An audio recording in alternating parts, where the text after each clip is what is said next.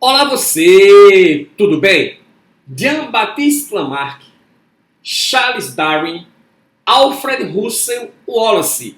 Iniciamos hoje nossos estudos sobre a evolução da vida. Eu sou o professor Billy Paul, do canal de Ciências Biológicas e Autodesenvolvimento. E após a vinheta, introdução aos estudos da evolução, especialmente para você. Vamos lá?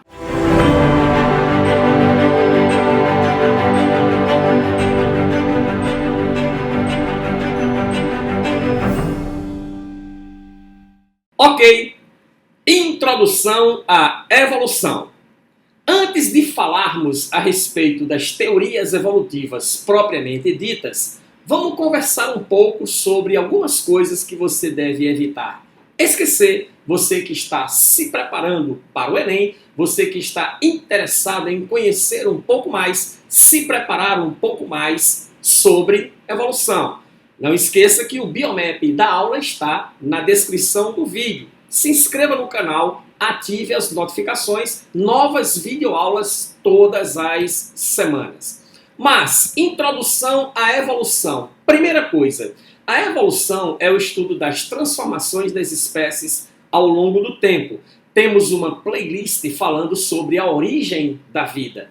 Tudo que se discute de mais moderno, de mais atual sobre a origem da vida está nessa playlist. Se você ainda não assistiu, assista, porque muito de evolução tem a ver com esses estudos iniciais a respeito da origem da vida. Mas a evolução, tá? Ela tem relação direta com a ideia de transformismo, com a ideia de que as espécies elas se transformam ao longo do tempo, elas se modificam ao longo do tempo. Claro que não é um tempo curto, é um tempo que leva bastante tempo. Quando a gente pensa em evolução, nós estamos falando em horizontes de milhões de anos, horizontes até de bilhões de anos. Então, não é um processo que ocorre de uma maneira extremamente rápida. É um processo que leva um tempo considerável para que você tenha o transformismo, essa cadeia de modificações que surgem nas espécies e que culmina levando ao aparecimento de novas espécies a partir de uma espécie original.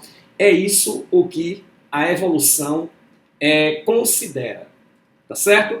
E existe um biólogo chamado Theodosius Dobzhansky, ele é um biólogo russo, nasceu em 1900 e morreu em 1975, e ele tem uma colocação onde ele diz o seguinte: quando você pensa em biologia, nada na biologia faz sentido senão sob a luz da evolução. Então é necessário que você olhe para a biologia, olhe para o estudo da vida sob um ponto de vista evolutivo. É isso que acredita Theodosius Dobzhansky, biólogo russo. Mas seguinte, vamos dar uma recapitulada aqui sobre alguns princípios básicos a respeito da origem da vida que você deve trazer consigo para o estudo de evolução. Os grandes precursores da origem da vida, nós temos três em especial que merecem o maior destaque. O primeiro deles é o filósofo grego Aristóteles. Aristóteles defendia que na natureza existia uma força vital, um princípio ativo que era capaz de transformar matéria bruta em seres vivos. Essa teoria ficou conhecida como teoria da abiogênese. Teve vários defensores, como Van Helmont, que escrevia receitas de como você produzir seres vivos em casa, John Nida, que aquecia infusões para matar micróbios, como tal não acontecia, isso reforçava a ideia de abiogênese. Mas aí, em 1860, surgiu um cara chamado Louis Pasteur, um francês, tá, que desenvolveu o processo de pasteurização. Ele é muito conhecido pelo desenvolvimento desse mecanismo. A pasteurização nada mais é do que um processo para esterilizar infusões, tá, evitando então que elas sejam destruídas por micro-organismos que talvez existam nela. Então, o processo de pasteurização foi desenvolvido por Louis Pasteur. Louis Pasteur, com os seus célebres experimentos com balões do tipo pescoço de cisne, em 1860 derruba a teoria da abiogênese proposta inicialmente por Aristóteles, afirmando que a vida só pode se originar a partir de uma outra vida pré-existente. Mas, com a queda da teoria da abiogênese, né, e agora o aparecimento da biogênese, tem uma coisa que não fica naturalmente bem explicada, que é exatamente o quê? Ora, se vida só provém de uma outra vida pré-existente, o primeiro ser vivo, ele veio de onde?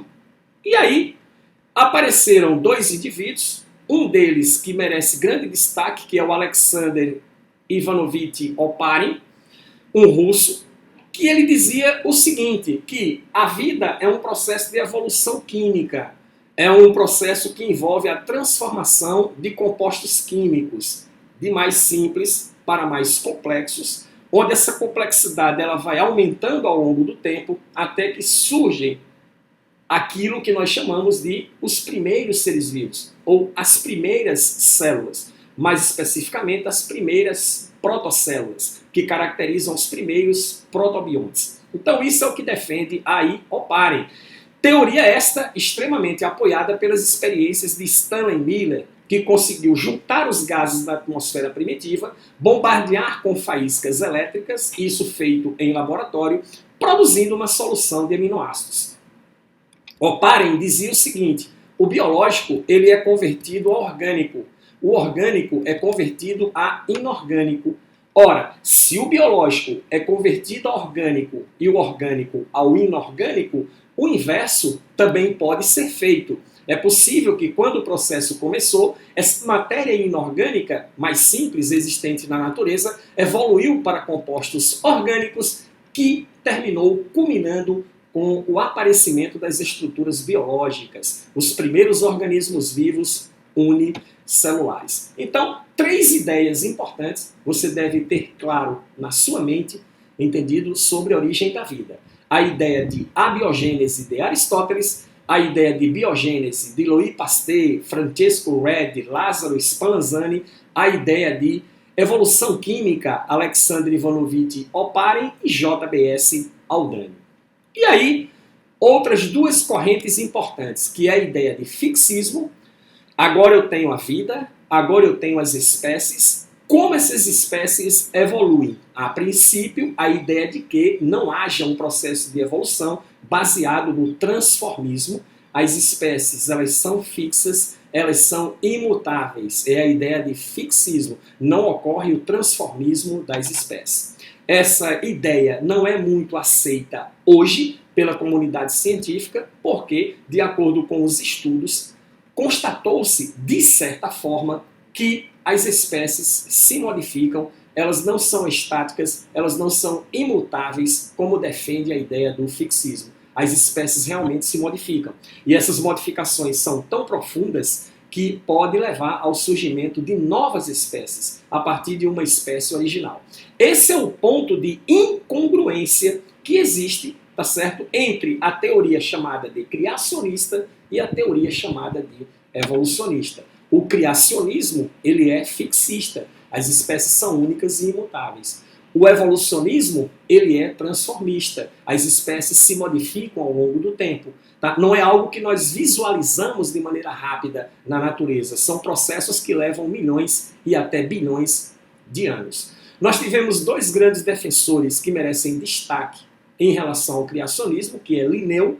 Linneu foi o cara que criou o sistema de classificação dos seres vivos em reino, filo, classe, ordem, família, gênero e espécie. Tá? E nós temos um outro defensor que também é fixista, que é o Cuvier. O Cuvier defendia o catastrofismo. Os indivíduos são subitamente eliminados e substituídos por Deus.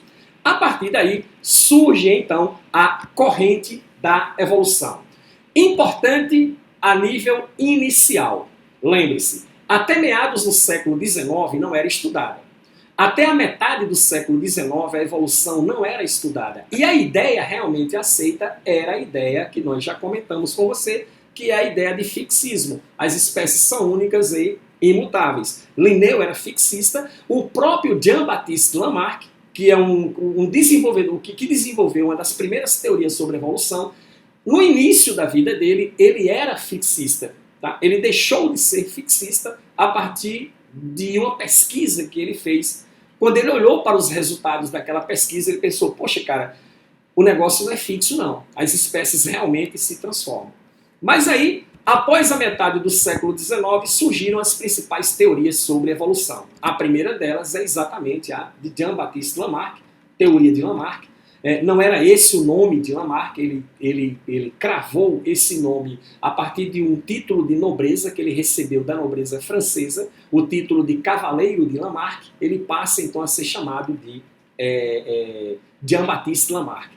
Lamarck foi o primeiro precursor da primeira teoria básica sobre evolução, assim como Aristóteles foi para a origem da vida. Lamarck é então para a evolução.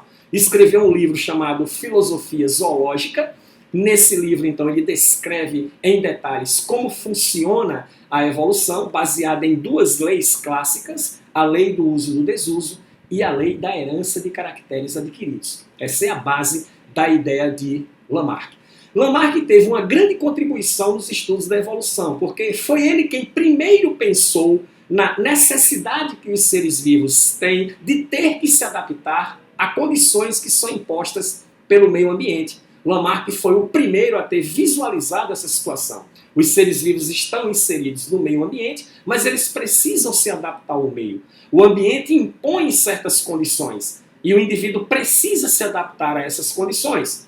E para Lamarck, como o indivíduo se adaptava a essas condições? Ele se modificava, ele se transformava para então se tornar apto a essas condições impostas pelo meio ambiente.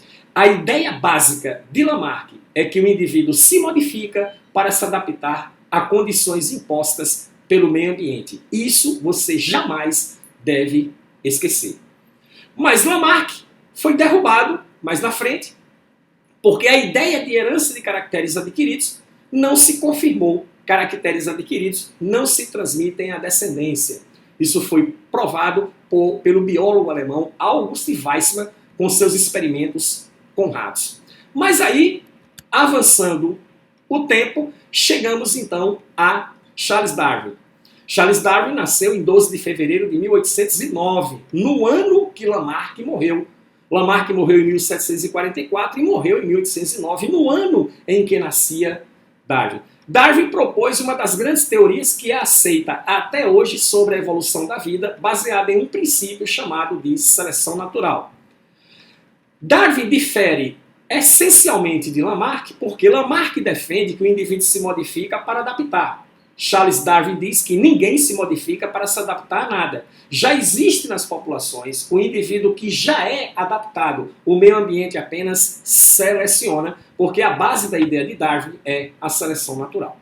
Seleção natural é um conceito muito forte. Seleção natural é um conceito evolutivo muito solidificado. Tá? Mas, mesmo assim, uma coisa Darwin não conseguiu explicar: as causas das variações. As causas das variações só veio a ser explicado após os estudos da genética. A genética passou 35 anos no anonimato. A genética foi desenvolvida por Mendel. Mendel, em 1857, estava iniciando seus trabalhos com ervilhas, que culminaram com as duas leis famosas básicas da genética, a primeira e a segunda lei de Mendel. Darwin estava defendendo a sua teoria juntamente com Alfred Russel Wallace em 1858. Mendel ainda estava no início de suas experimentações. Mendel descobriu tudo até 1865. Todo o trabalho de Mendel foi engavetado. Mendel foi taxado como louco. Mendel e Darwin nunca se conheceram. Então Darwin não conseguiu explicar, na época, a origem das variações, de onde vinha a variabilidade que ele constatou na natureza e que, em função dessa variabilidade, o meio ambiente selecionava aquela variabilidade que tornava o indivíduo melhor adaptado. E aí, com o passar do tempo, com a redescoberta da genética, surgiu um novo darwinismo, o neo-darwinismo, ou teoria sintética da evolução. E o que tem o neo-darwinismo? Incorpora os conceitos modernos de genética às ideias essenciais de Darwin. Ok? Então esse é o nosso resumo clássico de introdução aos estudos da evolução. Na playlist você vai encontrar a continuidade das aulas, a teoria, começando pela teoria de Lamarck, indo pela teoria de Darwin, entrando pelo neodarwinismo e outras coisas mais importantes e interessantes sobre o estudo de evolução. Na descrição do vídeo tem o mapa da aula. Aprendeu? Inscreva-se no canal, ative as notificações, bons estudos para você e nos encontramos brevemente nas aulas subsequentes de evolução, iniciando pela teoria de Lamarck. Até lá!